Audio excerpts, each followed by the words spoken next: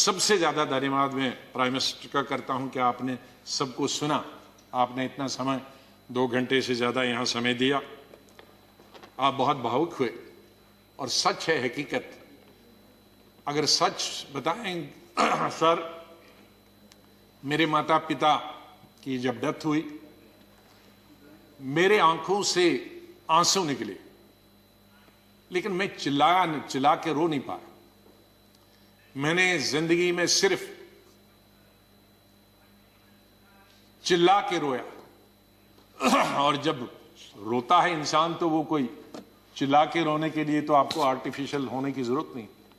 वो थी पहली संजय गांधी की मौत, इंदिरा गांधी की मौत, राजीव गांधी की मौत। अलग अलग जगह था, क्योंकि तीनों मौतें अचानक हो गई थी। शायद अगर नेचुरल मौत होती तो वो चीख नहीं निकलती। और चौथी थी जब सुपर सुनामी आ गया था उड़ीसा में 99। मैं हॉस्पिटल गया अपने पिताजी को दिखाने के लिए, और उन्होंने कहा कि इनको गैलेपिंग कैंसर है। मुझे तब तक ये गैलेपिंग कैंसर का नहीं, कैंसर मालूम, गैलेपिंग। तो मैंने पूछा इसका क्या मतलब हुआ, कि ज्योग्राफिकल रेशो से बढ़ता है, 2 का 4, 4 का 8, 8 का 16, 16 का 64, जो बढ़ जाता है। और इसकी अपर लिमिट है 21 दिन। तो 21 दिन आप कहीं मत जाओ। दोपहर को मैं ये लेके आया और सुबह हमने प्रोग्राम बनाया कहीं जाने का, इनको घुमाएंगे। मिसेस गांधी का शाम को फोन आया कि वहां साइक्लोन है, कोई दूसरे जनरल सेक्रेटरी हैं वो जाना नहीं चाहते और तुम ही जा सकते हो। अब मैं उनको कहता कि मैं, अगर मेरे डॉक्टर ने ये कहा है तो कहेंगी बहाना कर रहा। तो मैं अपने पिताजी को छोड़कर, मैंने कहा 2 दिन में वापस आऊंगा। गुजरात के, ये उड़ीसा के लोगों के लिए एक नई बात कहता हूं, क्योंकि इसका लुल्लू, इसका गवाह था, वो इस दुनिया में नहीं रहा। हमारे कांग्रेस का यंग लीडर था, यूं बहुत हाउस होल्ड नेम है आज भी। उड़ीसा जब एयरपोर्ट पे पहुंचा तो 1000 आदमी था, लड़के।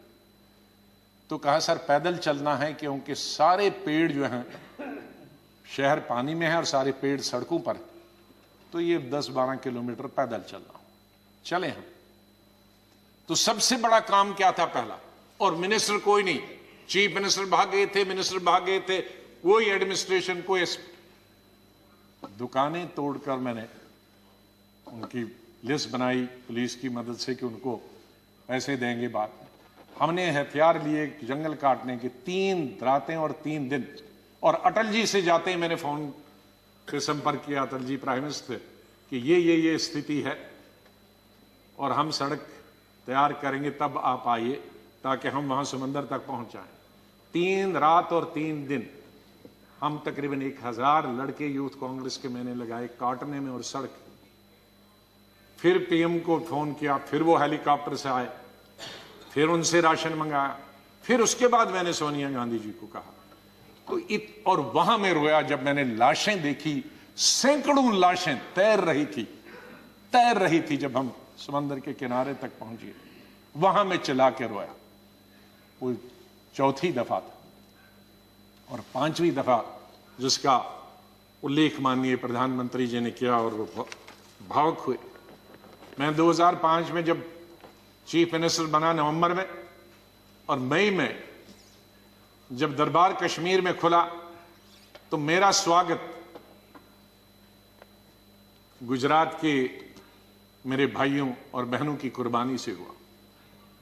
मैं अभी 2 ही दिन पहले पहुंचा था, तो वहां स्वागत करने का मिलिटेंट का यही तरीका था कि आप हत्या करो गरीबों की तो वही स्वागत होता। उसका मतलब था कि हम हैं, इस गलतफहमी में न रहना। निषाद बाग जो कि राजभवन के साथ, वहां बस से, उस पर लिखा था गुजरात की बस, उसमें हमारे तकरीबन 40-50 गुजरात के हमारे भाई बहनें टूरिस्ट, उस पे उन्होंने ग्रेनेड लगाया और मेरे ख्याल में दर्जन से ज्यादा लोग वहीं हताहत हो गए और कई जख्मी हो गए। मैं फौरन तुरंत जगह पे पहुंचा, लेकिन तब तक पुलिस ने वो हटा दिया था। फिर मैं जैसे माननीय प्रधानमंत्री जी, इन्होंने भी डिफेंस मिनिस्टर से बात की, मैंने प्रधानमंत्री जी से बात की, जहाज आया मी-8 उनको लेने के लिए। लेकिन जब मैं एयरपोर्ट पे पहुंचा तो जाहिर है सिक्योरिटी वाले कहते हैं कि सीएम आ रहे हैं, सीएम आ रहे हैं। एयरपोर्ट पे ये सब जाने के लिए तैयार थे। हमारे जख्मी भाई, छोटे छोटे बच्चे। तो जब मैं एयरपोर्ट पे पहुंचा तो इन बच्चों ने, जिसका किसी का पिता मर गया था, किसी की मां मर गई थी, वो रोते रोते मेरे टांगों से जब लिपट गए तो मैं जोर से, मेरी आवाजें निकल गई, ए खुदा ये क्या तुमने किया। मैं कैसे जवाब दूं इन बच्चों को, मैं कैसे जवाब दूं उन बहनों को जो यहां तफरी के लिए आए थे, सैर के लिए आए थे, और आज मैं लाशें लेकर इनके हवाले कर रहा हूं उनके माता पिता की। तो ये भावुक होने की जरूरी बात है। आज हम ये अल्लाह से, भगवान से यही दुआ करते हैं कि इस देश से मिलिटेंसी खत्म हो जाए, इस देश से आतंकवाद खत्म हो जाए।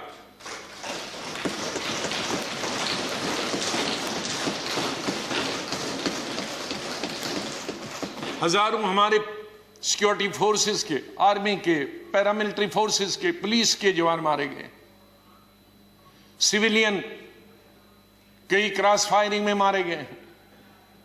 हजारों हमारी बेटियां और माएं आज बेवा, शायद उनका पति किसी का मिलिटेंट भी, कईयों के मिलिटेंट होंगे, कई क्रॉस फायरिंग। कश्मीर के हालात ठीक हो जाएं। मैं इससे पहले कि कुछ अशार बोलूं, पहले मैंने अपनी फौजियों के नाम बताया था, लेकिन ये शेर मैं बोलना चाहता हूं मेरे कश्मीरी पंडित भाइयों और बहनों के लिए। जब मैं कश्मीर में पढ़ता था तो सबसे ज्यादा वोट में यूनिवर्सिटी में जब जीत के आता था तो कश्मीरी पंडित मेरे सबसे ज्यादा लड़के लड़कियां वोट देते थे। बहुत सारे लोगों को मालूम नहीं कि कश्मीर में लड़कियां हिंदुस्तान के मुकाबले में सबसे ज्यादा, जम्मू में नहीं, कश्मीर में।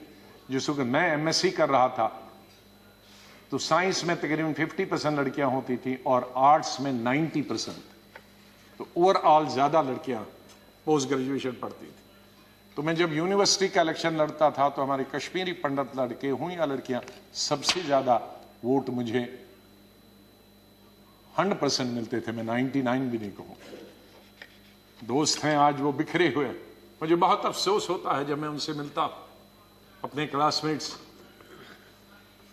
ये उन कश्मीरी मेरे भाई पंडितों के नाम जिनके जो घर से बेकार हो गए, उन कश्मीरी बेवाओं के जो बेवाएं हुई हैं और बच्चे हुए और जो वहां से बिछड़ गए, उनके लिए शेर अर्ज करता हूं। गुजर गया, और ये हमारा जो आज मुद्दत खत्म हुई इसके लिए भी कह सकता हूं, गुजर गया वो जो छोटा सा एक फसाना था। गुजर गया वो जो छोटा सा एक फसाना था। फूल थे, चमन था, आशियाना था। गुजर गया वो जो छोटा सा एक फसाना था। फूल थे, चमन थे, था, आशियाना था। न पूछ उजड़े नशे मन की दास्ता। घोंसला उजड़ गया। न पूछ उजड़े नशे मन की दास्ता। न पूछ थे 4 तिनके मगर नाम आशियाना तो था।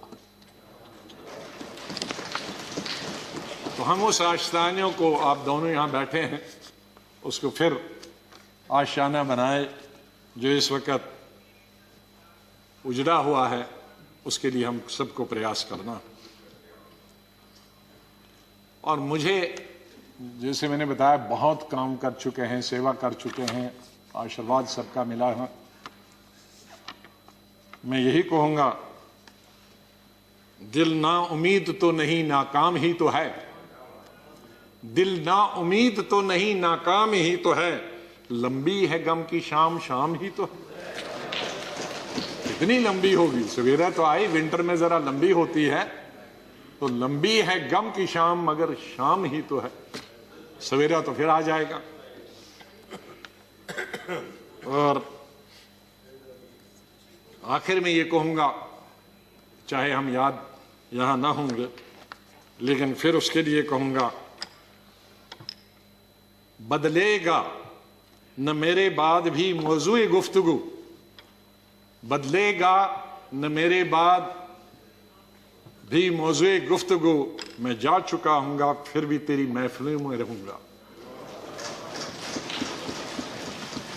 माननीय चेयरमैन साहब, मैं आपका बहुत बहुत धन्यवाद करता हूं। आपके साथ काम करने का मुझे अवसर मिला। आप जब पार्टी के अध्यक्ष थे तब भी हमारी मुलाकात होती थी, जब आप मंत्री बने तब भी बात होती थी, जब यहां चेयरमैन बनने से, वाइस प्रेसिडेंट आप बनने से पहले आप पार्लियामेंट्री अफेयर्स मिनिस्टर थे और मैं एलओपी था, तब भी हमारे संपर्क है। लेकिन जिस तरह का आशीर्वाद, जिस तरह का प्रेम, जिस तरह का प्यार आपका चेयरमैन के तौर पे मिला और वो जो गाइडेंस मिली, उसके लिए मैं हमेशा ऋणी रहूंगा, धन्यवाद करता हूं उसके लिए, और आपके स्नेह और प्यार के लिए मैं हमेशा धन्यवाद करता हूं। माननीय जी, कई दफा टोका टोकी हुई और आपने कभी बुरा नहीं माना। एलओपी के वक्त में बड़ी बड़ी लंबी स्पीचें आपकी हुई, मेरी हुई, खास करके राष्ट्रपति के अभिभाषण पर। उसमें लंबी तकरीर होती थी, कभी हम कुछ एलओपी की जिम्मेदारी करते थे, लेकिन आपने व्यक्तिगत तौर पर उसे कभी अपने खिलाफ नहीं लिया। हमेशा भी आपने पर्सनल कॉन्टेक्स्ट को और पार्टी की जो जिम्मेदारी है उसको दूर रखा।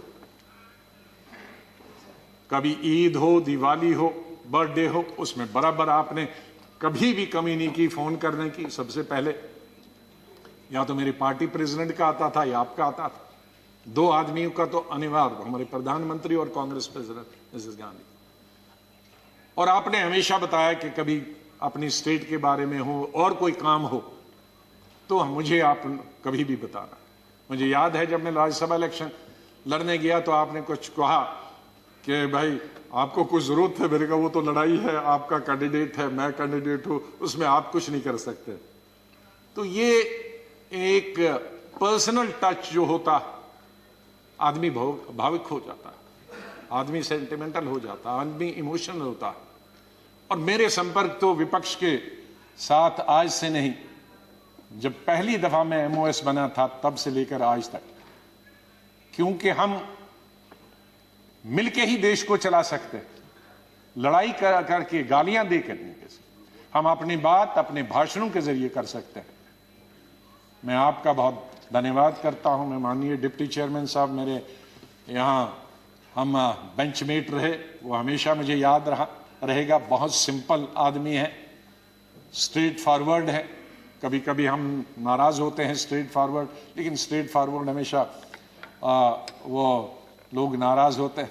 और शरद पवार जी से लेकर और यादव जी से लेकर और सब लोग हमारे लीडरों का तो मैं बहुत ही धन्यवाद, सब लेफ्ट राइट एंड सेंटर, नाम क्योंकि कुछ लूंगा तो बहुत सारे हमारे साथी नाराज होंगे, तो चेयरमैन साहब से लेकर और प्रधानमंत्री जी से लेकर मैं सेक्रेटरी जनरल साहब का कैसे और सेक्रेटरीट का कैसे धन्यवाद कर सकता हूं, मुश्किल है करना, क्योंकि इनका सहयोग मिला बहुत हमेशा, हर वक्त जब भी हमने कुछ चाहा इंफॉर्मेशन पार्लियामेंट की या कोऑर्डिनेशन के बारे में आप तक पहुंचने की बात की, तो सेक्रेटरी जनरल साहब ने और सेक्रेटरीट ने हमने हमेशा हमारी मदद की है। और आखिर इस शेर से मैं आपसे विदाई लेता हूं, और इंशाल्लाह हम मिलते रहेंगे, चाहे यहाँ नहीं मिले लेकिन आगे एक दूसरे के पास आ जा सकते हैं। नहीं आएगी, मैं आप लोगों से बोल, नहीं आएगी याद तो बरसों नहीं आएगी, मगर जब याद आओगे तो बहुत याद आओगे। धन्यवाद गुलाम नबी जी।